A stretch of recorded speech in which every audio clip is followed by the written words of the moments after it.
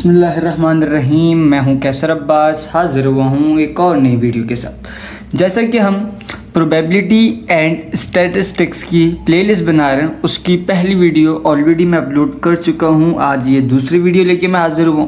पहली वीडियो हमने सीखा था कि कंस्ट्रक्टिंग अनग्रुप्ड फ्रीक्वेंसी डिस्ट्रीब्यूशन, यानी आपके पास जो डेटा था वो अनग्रुप था और उसको जो है आपने फ्रीक्वेंसी के ज़रिए डिस्ट्रीब्यूट करना था। लेकिन यहाँ पे आपने ग्रुप्ड फ्रीक्वेंसी डिस्ट्रीब्यूशन करनी है। सही है। अब ये ग्रुप्ड क्यों आया जब ऑलरेडी हम कर सकते थे? इसको भी अगर मैं देखूं तो यहाँ पे मैं 240 लिखूं, यहाँ मैंने लिखा 240 और 240 काउंट करे कितनी बार है उसको लाके फ्रीक्वेंसी में लिख दिया। फिर मैं देखा 210 मैंने यहाँ इसको एक अलग से क्लास का नाम दिया, काउंट करे 210 कितनी बार रिपीट हो रहे हैं यहाँ लाके लिख दिया। लेकिन अगर मैं देखूं तो मैं कितनी बार करूंगा भाई? ये डेटा बहुत बड़ा है और उसके अंदर अलग अलग वैल्यूज़ हैं। सही है। तो इस चीज़ को ईजिली सॉल्व करने के लिए फिर हमने एक नई चीज़ बनाई है जिसका नाम है ग्रुप फ्रीक्वेंसी। अच्छा, अब अगर मैं इसकी एग्जांपल लूँ तो जैसे हमारे पास स्कूल है, स्कूल के अंदर स्टूडेंट्स हैं। अब स्टूडेंट का कुछ नाम भी है, उसका कुछ रोल नंबर भी है, उसके कुछ कोर्स, उसके कुछ सब्जेक्ट्स भी हैं। यूनिवर्सिटी का है तो उसके कुछ ना कुछ नंबर ऑफ कोर्सेज भी हैं ना। तो अभी जो नाम है ये पूरा एक ग्रुप बन गया। ये जो रोल नंबर्स हैं तमाम बच्चों के, ये एक ग्रुप बन गया। फिर ये जो उनके कोर्सेज हैं वो उनका एक अलग ग्रुप बन गया। तो आप इसको ऐसे भी समझ सकते हो। तो हम अपना सवाल शुरू करते हैं। इसके अंदर हमें कहा जा रहा है कि भाई the weight of the top 50 NBA player are listed.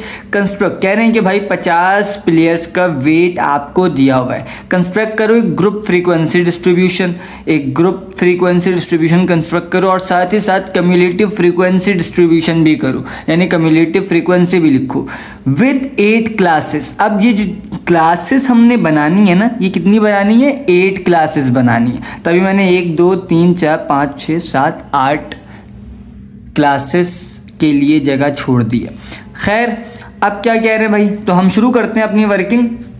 तो अब ये जो 8 क्लासेस बनानी है तो मुझे पता चल गया, लेकिन हर क्लास के अंदर कितनी वैल्यूज़ आ सकती हैं वो फाइंड आउट करने का तरीका है। सबसे पहले आपने चेक करना है कि भाई आपके पास लोअर वैल्यू क्या है, या फिर आप कह लो कि सबसे स्मॉलेस्ट वैल्यू आपके पास कौन सी है। तो सबसे पहले अगर मैं इस पूरे डेटा की रेंज फाइंड आउट करूं कि डेटा कहां से शुरू और कहां ख़त्म हो रहा है, तो इसको कहते हैं रेंज। तो मैं अगर रेंज फाइंड आउट करूं, रेंज किसकी? Range of data. सही है, जिसको मैं आर से डिनोट करता हूँ। तो सबसे पहले इसके लिए मुझे क्या फाइंड आउट करना पड़ेगा? सबसे लोवेस्ट वैल्यू। तो सबसे छोटी वैल्यू मुझे अब तक 195 मिली, 165 मिली और 165 से छोटी नहीं है। तो लोवेस्ट को मैं एल से डिनोट कर देता हूँ और यहाँ लिख देता हूँ 165। अब मुझे मैक्सिमम, सबसे बड़ी वैल्यू भी निकालनी है, लार्जेस्ट भी। सही है भाई। तो अच्छा, इसको एल की जगह एस लिख दूँ, स्मॉलेस्ट।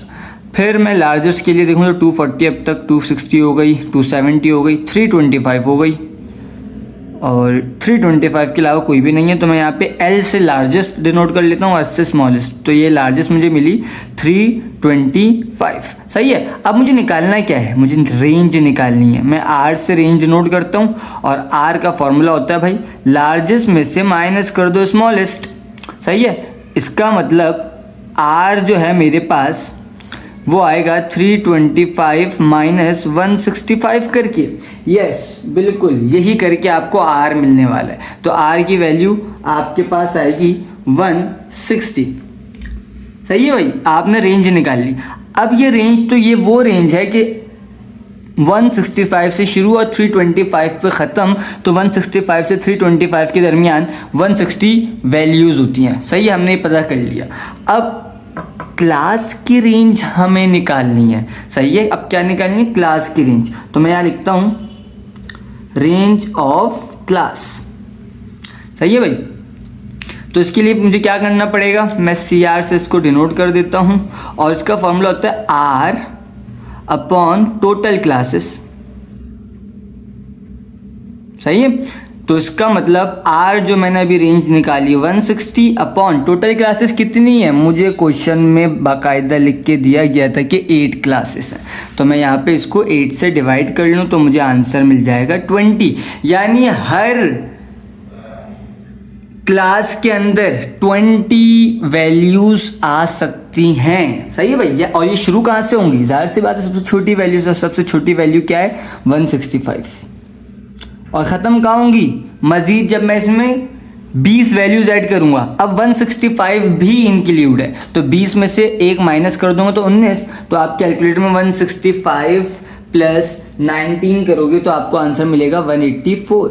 अब 184 यहाँ आ गया तो मैं यहाँ 185 से शुरू करूँगा। तो अब 185 भी इंक्लूड है तो मुझे प्लस 19 करना पड़ेगा तो मुझे मिलेगा 204। फिर उसके बाद 205 तो फिर मुझे बात आगे मिलेगा 224। फिर 225 तो फिर मुझे मिलेगा 244। फिर 245 तो फिर मुझे मिलेगा 264। उसके बाद 265 तो फिर मुझे मिलेगा 284। फिर 285 तो फिर मुझे मिलेगा 304। और फिर 305 से शुरू होकर ये जाएगा 324 तक। सही है, ये चीज़ मैंने फिल आउट कर ली। अब मुझे क्लास बाउंड्री, अच्छा एक बात याद रखिएगा, जो क्लास लिमिट होती है ना ग्रुप डेटा के अंदर, जो पहली वैल्यू होती है उसको हम कहते हैं लोअर क्लास लिमिट और जो बाद वाली वैल्यू होती है उसको कहते हैं हम अपर क्लास लिमिट। सही है। इसी तरीके से क्लास बाउंड्री में भी दो वैल्यूज़ लिखी जाएंगी, पहले वाली लोअर क्लास बाउंड्री होगी और बाद वाली अपर क्लास बाउंड्री होगी। ये बात याद रखनी है। तो अब हम चलते हैं क्लास बाउंड्रीज की तरफ। तो मैं साथ साथ थ्योरी भी करा रहा हूँ थोड़ी बहुत, तो उसको गौर से देखें। क्लास बाउंड्रीज, सही है भाई। तो lower class boundary is equals to lower class limit minus 0.5 होता है और upper class boundary is equals to upper class limit plus 0.5 होता है। यानी यहाँ 165 माइनस 0.5 करना पड़ेगा तो ये 164.5 आ जाएगा। यहाँ पे अपर में 184 प्लस 0.5 करूँगा तो 184.5 आएगा। इसी तरीके से इंक्रीज होता जाएगा, ये 184.5 हो जाएगा और ये 204.5 हो जाएगा। फिर ये 204.5 हो जाएगा और ये 224.5। फिर ये 224.5 तो ये 244.5। फिर ये 245.4 तो ये हो जाएगा 265.4।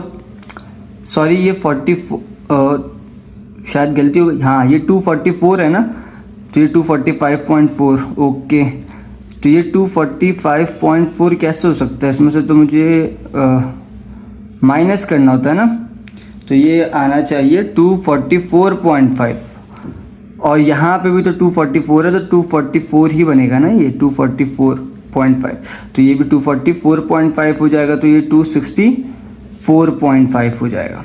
सही है। तो फिर ये 264.5 और ये 284.5, ये 284.5 तो ये 304.5, ये 304.5 तो ये 324.5। सही है। अब मेन मसला पता है क्या है, जहाँ गलतियाँ होंगी स्टूडेंट से वो ये दो चार्ट फिल करने में होंगी, क्योंकि डेटा बहुत कॉम्प्लेक्स होता है, बार बार ढूंढो लिखो तो उसमें लाजमी गलती हो जाती है। तो ज़रा ध्यान से देखिए कि मैं किस तरीके से कर रहा हूँ, उसी तरीके को यूज़ करते हुए आप करेंगे तो इंशाल्लाह कोई गलती नहीं होगी। अब सबसे पहले 165 से लेके 184 तक की वैल्यूज़ हमने ढूंढनी है। सही है। तो मैंने देखा 210 नहीं, ये रही 165 यूज़ हो रही है, यहाँ कैंसिल कर दो और यहाँ पे एक लाइन लगा दो टैली के अंदर। सही है। उसके बाद 295 नहीं, 210 नो, ये रहा 175, 180 भी तो आएगा क्योंकि 184 से नीचे की वैल्यूज़ आ सकती हैं, तो ये 184 भी कैंसिल, 175 भी कैंसिल, तो दो लाइनें मज़ीद यहाँ आ गई। और मज़ीद देखते हैं अब, तो कोई और सी वैल्यू नहीं आ रही तो फ्रीक्वेंसी कितनी हो गई 3। अब क्या करें, अब आ जाओ भाई आप 185 से 204 तक। तो 204 तक की से छोटी छोटी वैल्यूज़ देखनी है तो ये 195 आ गई। उसके बाद ट्रिक ये है कि जैसे 204 तक देखना है तो 204 और उससे नीचे की वैल्यूज़ देखो, क्योंकि उससे पहले वाली पे तो आप क्रॉस लगा चुके होगे ना, तो आपके पास साफ सुथरा नज़र आ रहा होगा। जैसा मैं 204 देख रहा हूँ खाली, तो ये 195 एक, उसके बाद और ये रहा 202 दो, और 204 से छोटी छोटी तो ये 195 तीन, और उसके बाद 194 और 195 और 185 6। तो इसका मतलब 1 2 3 4 5, सॉरी ये 5 के लिए ये वाली लाइन और ये छठे की लाइन हो गई, तो ये हो गए 6। अब कहाँ जाना है भाई मुझे, 224 से नीचे नीचे, तो ये 224, तो ये 210 एक, तो मैं यहाँ पे एक, उसके बाद 224 ना, तो ये 220 दो दो, और 224 से नीचे नीचे देखनी है मुझे, तो ये 205 कट हुआ, तो यहाँ पे एक लाइन बढ़ गई। फिर उसके बाद 210 कट हुआ, तो यहाँ पे एक लाइन और बढ़ गई, 4 हो गए। उसके बाद 224 से नीचे नीचे देखना है तो 220 कट होगा, तो यहाँ पे एक हॉरिजॉन्टल लाइन आ गई, 5 हो गए। उसके बाद 210 एक और कटा, तो यहाँ एक और लाइन आ गई। उसके बाद 210 एक और, तो यहाँ एक और लाइन आ गई। उसके बाद 225 नो, तो हमें तो 224 से इंची इंची देखना है, तो ये भी नहीं होगा। 215 एक और कटा, तो यहाँ एक और लाइन आ गई। 215 एक और कैंसिल आउट, तो एक और लाइन आ गई, 4 और आ गए। उसके बाद 224 से नीचे नीचे एक और कटा, तो अब ये 4 हो चुके हैं ना, तो एक और हॉरिजॉन्टल लाइन आ जाएगी। उसके बाद 210 एक और कैंसिल, तो एक और लाइन आ गई। उसके बाद 225 नहीं, 210 एक और कैंसिल, एक और लाइन आ गई। उसके बाद 210 एक और कैंसिल, तो एक और लाइन आ गई, बाकी मज़ीद ख़त्म। तो ये 5 5 10 11 12 13, तो 13 इसकी फ्रीक्वेंसी आ गई। उसके बाद अब हमें 244 से नीचे नीचे देखने, तो ये रहा 244 से नीचे नीचे एक, यहाँ पे एक। उसके बाद 244 से नीचे 2, यहाँ पे एक लाइन। 244 से नीचे नीचे, तो ये तीसरा कट हुआ, यहाँ लाइन। उसके बाद ये कट हुआ, चौथी लाइन। 244 से नीचे नीचे एक और कैंसिल, तो ये 4 हो चुके थे, तो अब मैं हॉरिजॉन्टल लाइन खींचूंगा। ओके, अच्छा भाई। उसके बाद 244 से नीचे नीचे, तो एक और कैंसिल, तो एक और लाइन। उसके बाद 244 से नीचे 240 होता है, यस, एक और लाइन आ जाएगी। उसके बाद एक और लाइन आ जाएगी। उसके बाद ये कट हुआ, एक और लाइन आ गई, और 244 से नीचे एक और कट, तो 1 2 3 4 हो गई, तो एक और ही हॉरिजॉन्टल लाइन आ गई। ये भी नीचे होता है, छोटा होता है 244 से, तो एक और लाइन। 225 कट हुआ, एक और लाइन। 230 कट हुआ, नहीं 230 कट नहीं होगा, मैंने, अच्छा हाँ ना, हमें तो 244 से नीचे देखना, तो कट होगा, सही है। एक और लाइन आ गई। उसके बाद एक और 230 कट हुआ, 3 तो 4, एक और लाइन आ गई, यानी 5 5 10 और 1 2 3 4 14, सही है। इसी तरीके से फिर 264 से नीचे नीचे, तो ये एक लाइन आ गई, 2 दूसरी लाइन आ गई। 264 से नीचे ना, तो 3, उसके बाद 4, 264 से नीचे 265 तो काउंट नहीं होगा, ये कट होगा, तो ये 4 हो चुकी हैं, तो एक हॉरिजॉन्टल लाइन आ जाएगी। उसके बाद और ये रहा, फिर उसके बाद 250 भी कैंसिल आउट होगा। उसके बाद 260 तो नहीं होगा, 260 होगा, क्योंकि हमें 264 से नीचे रहना है, तो एक और कट, एक और लाइन, एक और कट, एक और लाइन आ जाएगी, सही है। तो मज़ीद कुछ कैंसिल आउट नहीं हो रहा, तो ये 5 और 4 9, तो मैं यहाँ 9 लिख सकता हूँ। अब मुझे 265 से 284 के दरमियान देखना है, तो 284 को मैं ले लेता हूँ 284 से नीचे, तो ये मुझे 1, तो यहाँ पे मैंने 1 डाल दिया। 325 तो बहुत बड़ा है, मुझे 284 से नीचे रहना है, तो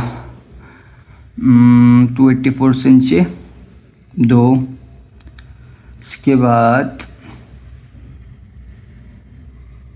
ये कट होगा 260, तो ये 3, यानी 3 मैं लिख लूँ यहाँ पर। फिर मुझे 304 से नीचे चेक करना है और 285 से बड़ी वैल्यूज़ होनी चाहिए, तो ये 1 आ गया, तो मैंने यहाँ पे 1 डाल दिया। उसके बाद और कोई वैल्यू मुझे नज़र नहीं आ रही, तो ये एक ही है, तो यहाँ मैं 1 लिख दूँगा। उसके बाद मुझे 305 से 324 मुझे एक ही वैल्यू नज़र आ रही है, क्योंकि बाकी सब मैं कैंसिल आउट कर चुका हूँ, तो यहाँ पे भी 1, यहाँ पे भी 1। अब आपने चेक करना है कि सही करा है या गलत करा है, तो आपने इन पूरी फ्रीक्वेंसीज़ को ऐड करके अपना आंसर चेक कर लेना है। तो 3 + 6 + 13 + 14 + 9 + 3 + 1 + 1, तो ये आंसर आ रहा है 50। और आपको कितने प्लेयर्स का डेटा गिवन था? 50, तो इसका मतलब आपने ये बिल्कुल करेक्ट करा है। अब बात रहती है खाली कम्युलेटिव फ्रीक्वेंसी की, तो इसको कैसे फिल आउट करें? आपने जो पहली फ्रीक्वेंसी है इसको एज इट इज लिखना है, सही है। 3 थी, मैंने यहाँ पे 3 लिख दिया। अब क्या करना है, आपने अब जो नेक्स्ट फ्रीक्वेंसी है इसको इसमें ऐड करना है, यानी ऐसे आप कर लो, ऐड कर लो। तो 3 + 6, सही है भाई, 3 + 6, तो ये आ जाएगा 9। फिर इसको इसमें ऐड कर लो, +13, तो ये आ जाएगा 22। फिर आप इसको इसमें ऐड कर लो, +14, तो ये आ जाएगा 36। फिर आप इसको इसमें ऐड कर लो, तो +36 + 9, तो ये आ जाएगा 45। फिर आप इसको इसमें ऐड कर लो, तो +3 48। फिर आप इसको इसमें ऐड करो तो 49, और फिर इसको इसमें ऐड करो तो 50। तो इस हिसाब से अगर आपको ट्रिक जाननी है कि आपने सही करा या गलत, तो आपकी जो कम्युलेटिव फ्रीक्वेंसी का आखिरी आंसर आएगा वो हमेशा सम ऑफ ऑल फ्रीक्वेंसीज आना चाहिए। जैसे मैंने अभी इन सबको ऐड करा था तो 50 आया था, और कम्युलेटिव का जो आखिरी आंसर आ रहा है वो भी 50 आ रहा है, तो ये दोनों ठीक आ रहे हैं, तो आपने सब कुछ बिल्कुल सही करा है। तो ये था आज का हमारा टॉपिक। उम्मीद करता हूँ आप लोगों को समझ आया होगा।